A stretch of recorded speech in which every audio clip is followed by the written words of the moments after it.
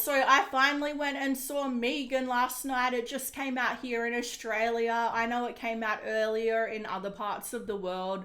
So I'd already heard a lot about this movie before I finally got to sit down and see it for myself. So I've heard a lot of different opinions, and look, when it comes to the marketing for this movie, they did a really good job in the fact that they put so much money and effort into it. Like, I saw one video on YouTube where the M3GAN ad literally ran like 3 times on the same video. So they put so much money into promoting this, and it definitely did pay off, because on opening weekend, they earned the box office all the money back that they put into this movie and then some. So the fact that it made a profit within the first weekend obviously means they're going to try to milk this as much as possible and probably make a sequel.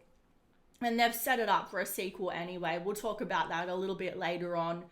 But the fact is, this movie did do an amazing job from a marketing perspective. They earned their money back. They did a good job. But from a viewer perspective, we'll talk about that a bit. But first, I feel like the trailer did what trailers do that really annoys me. It showed too much. It showed all the best bits. When you see the movie, there's really no, really shock moments. A lot of them were shown in the trailer. And I feel like they could have cut that back a bit and left a bit for the movie. But obviously, it's not about us enjoying ourselves in the theaters, because by that point, they've gotten our money. Well, they want us to enjoy ourselves, obviously, so we talk about it. But still, I feel like they put the best parts in the trailer, and I just really hate it when they do that.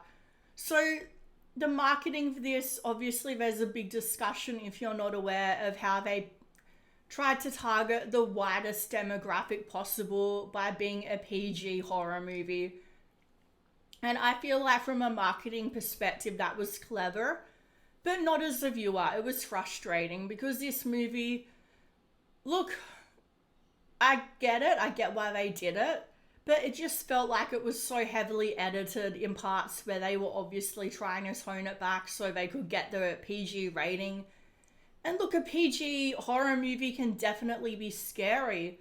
Like, look at Insidious. I'm pretty sure that's PG. And I find that way scarier than a movie like Saw, where there's just blood and guts. That's not scary to me. So you can definitely make it scary in tone, but they didn't really do that. There were a few moments that were a bit, some jump scare type suspense moments. Yes, there was that. But I went with my friend Lisa, who absolutely hates horror movies. She gets scared easily.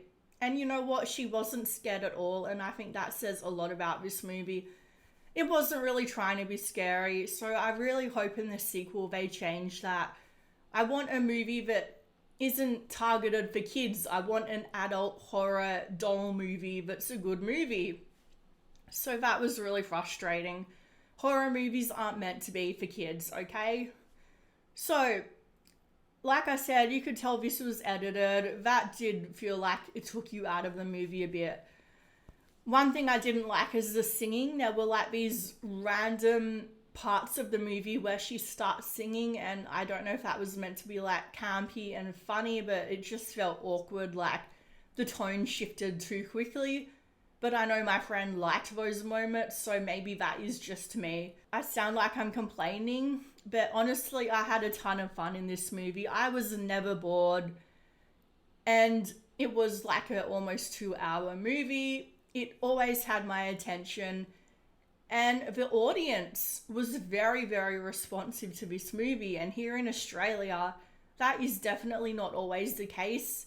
We're not like America. We don't typically get to be really responsive in movies. We're typically much more quiet. So the fact that the audience was really involved, it was good. It definitely added to the experience. So obviously, a lot of people are comparing it to the Child's Play reboot.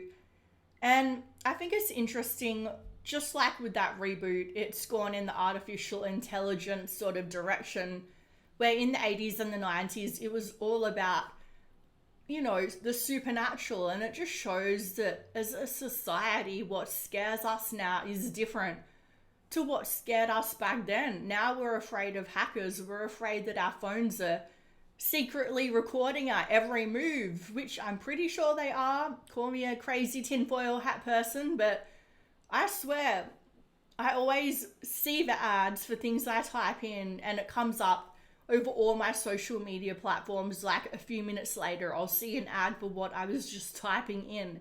That's creepy. Technology is creepy. It's like a Black Mirror episode in a movie. It's like with the Child's Play reboot. I feel like the doll itself wasn't evil. It was just a reflection of us, of like M3GAN herself was designed to protect the child, and even though she took extreme lengths, that's ultimately what she was trying to do. So obviously this movie was warning us about the dangers of too much technology, the loss of connections. Like, I know I'm going to sound a million years old when I say this, but it's true. When I grew up, we were outside, all the neighborhood kids would play together. It was a different time. These days you don't see that anymore. So this movie wasn't trying to be too deep though. It knew what it was and it had fun with that. Acting from that kid, I can't remember her name off the top of my head, but I know she was in The Haunting of Hill House, which if you haven't seen it is such an amazing TV show. So she is definitely a good child actress. I would really enjoy seeing her back for the second movie. So basically the end goes as you would expect it to go. M3GAN ends up going crazy. She tries to kill everybody. She tries to kill the little girl. And it sets up for a sequel. And it's like the robots in the house. Oh, there's like the robot. I forget what they're called. Like the home. You say switch on your lights, switch on the music. At the end, it shows that was getting controlled by M3GAN, that she was still alive, though she had her body ripped in half, so who knows what's going to happen in the sequel. So the mum, the character of, well, not the mum, but the adoptive mother that ends up adopting her niece, a lot of people were saying that they absolutely hated her character. But I feel like they were sort of too harsh. Honestly, she didn't really bother me. I felt like she was a very genuinely represented character of what someone would probably be like if they suddenly had this huge responsibility of taking care of their sister's kid and they weren't a sort of very maternal person. So I get that.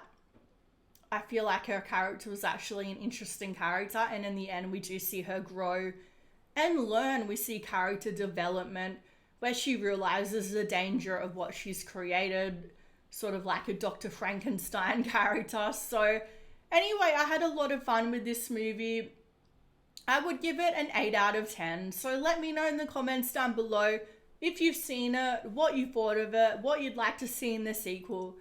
And if you could like, comment, turn on the notifications, or just, yeah, you know the drill by now. Thanks, guys.